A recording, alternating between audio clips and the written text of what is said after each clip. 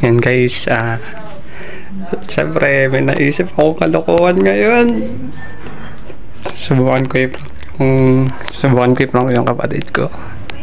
Pauwi na yun eh. Titignan ko kung ano magiging reaction niya. Kunyari nag-big tea ako. Ayan. May upuan pa guys.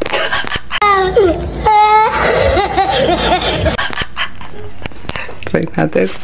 Let's go.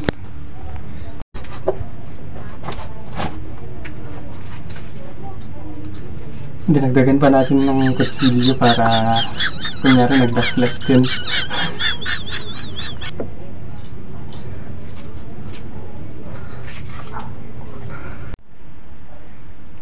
Ayan guys. Tingnan nyo ha.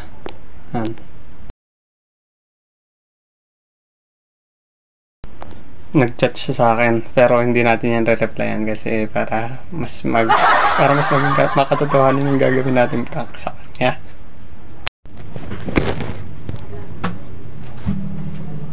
Ayan na siya guys, naririnig ko na malapit na siya. Naririnig ko na kumakatok sa gate.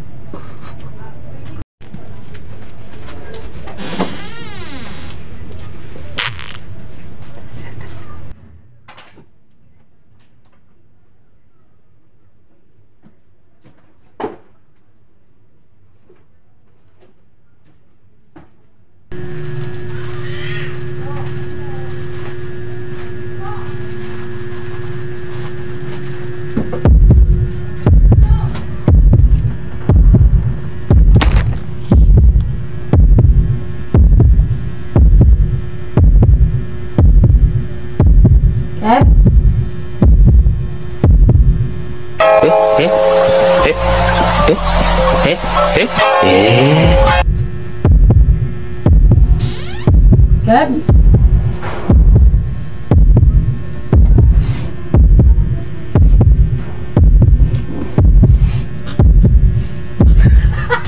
Ang lakas manakot eh.